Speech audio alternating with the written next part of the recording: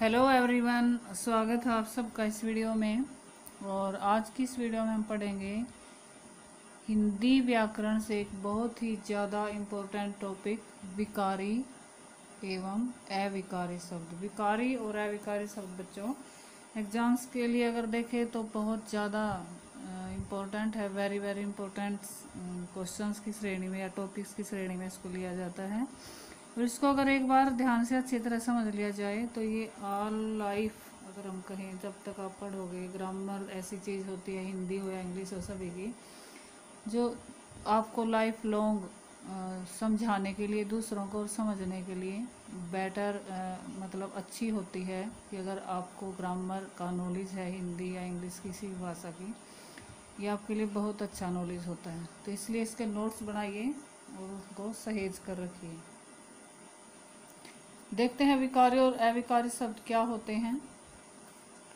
विकारी शब्दों की अगर हम डेफिनेशन की बात करें तो वे शब्द जिनमें लिंग, वचन, कारक, काल के कारण परिवर्तन होता है। यानी ऐसे शब्द जिनमें लिंग, वचन, कारक व काल आदि के कारण, काल इन सभी के कारण परिवर्तन हो जाता है, उन्हें विकारी शब्द कहा जाता है। यानी विकारी शब्द वे कहलाते हैं। विकारी शब्दों में क्या क्या आता है? संज्ञा, सर्वनाम, विशेषण तथा क्रिया विकारी शब्द कहलाते हैं। यानी संज्ञा का कोई शब्द हो, संज्ञा के रूप में, सर्वनाम के रूप में, विशेषण के रूप में या क्रिया के शब्द के रूप में, वो विकारी शब्द कहलाते हैं। अब देख लेते हैं अविकारी शब्द कौन से होते हैं। जिन शब्दों के मूल रूप में परिवर्तन अथवा विकार उत्पन्न नहीं होता, जिन शब्दों के मूल रूप में किसी भी कारण से या इन सभी उपयुक्त कारणों से विकार परिवर्तन नहीं होता, विकार नहीं आता, विकार उत्पन्न नहीं होता, तो उन्हें अविकारी शब्द कहते हैं। और अविकारी शब्दों में कौन कौन से आते हैं? क्रिया विशेषण, यानी क्रिया विशेषण के जो शब्द होते हैं, संबद्ध बोधक रूपी जो शब्द होते हैं, समुच्चय बोधक, विषम्यादि बोधक और निपात, ये सारे किसकी श्रेणी में आते हैं? अविकारी शब्दों की श्रेणी में आते हैं। अब इस सभी को बच्चों एक ड्रॉ के द्वारा, एक तालिका के द्वारा मैंने समझाने की कोशिश की है, देख लेते हैं। जैसे शब्द है, शब्द कितने बताए? विकारी और अविकारी की श्रेणी में अगर इनको बांटें तो दो तरह के शब्द मैंने बताए, विकारी और अविकारी। अब विकारी में क्या आएगा? मैंने बताया संज्ञा इसमें आती है। संज्ञा, तो संज्ञा क्या हो सकती है? मोहन, किसी का नाम, हिमालय, किसी जगह, किसी चीज़ का नाम। हिमालय क्या पर्वत है, तो किसी पर्वत श्रेणी का नाम या किसी नदी का नाम, सभी संज्ञा में आते हैं। दिल्ली एक स्थान का नाम है। मिठाई एक भाववाचक संज्ञा का रूप है। गाय, ये भी संज्ञा में आती है। तो ये सभी जो चीज़ें बताई गई, अगर इस तरह की चीज़ें हैं, वो किस में आती है? संज्ञा में।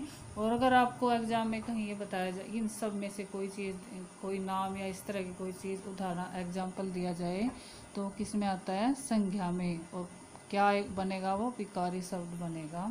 उसके बाद मैंने बताया सर्वनाम इसमें आता है। सर्वनाम क्या हो सकता है? यह, वह, तुम आदि, ये सारे जो सर्वनामिक शब्द है वो किस में आते हैं? अविकारी शब्दों में आते हैं।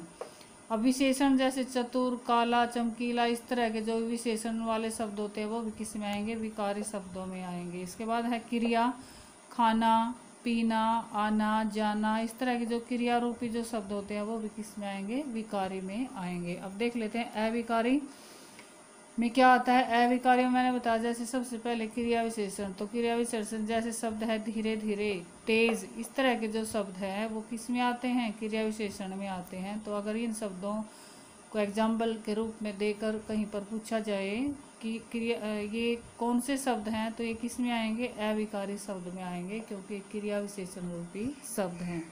इसके बाद संबंध बोधक, जैसे कि, तथा, यथा, ऐसे शब्द जो संबंध बनाते हो वाक्य में के शब्दों में आपस में, वो किसके अंतर्गत आएंगे? वो भी अविकारी के अंतर्गत आएंगे। इसके बाद समुच्चय बोधक, जो शब्दों और वाक्यों को जोड़ने के काम आते हैं, जो योजक का काम करते हैं, समुच्चय बोधक जिनको हम बोलते हैं, जैसे और, तथा, यद्यपि आदि, इस तरह के जो शब्द हैं वो किस में आएंगे? समुच्चय बोधक में आएंगे। और समुच्चय बोधक किसके अंतर्गत आता है? अविकारी शब्दों के अंतर्गत आता है। इसके बाद है विषम्यादि बोधक। जैसे अरे, छी छी, वाह, विस्मय, जो हमारे विस्मय जिससे प्रतीत हो, ज़्यादा खुशी, ज़्यादा दुख, या हर्षित कर देने वाले, या आश्चर्यबोधक जो शब्द होते हैं वो विस्मयादिबोधक कहलाते हैं।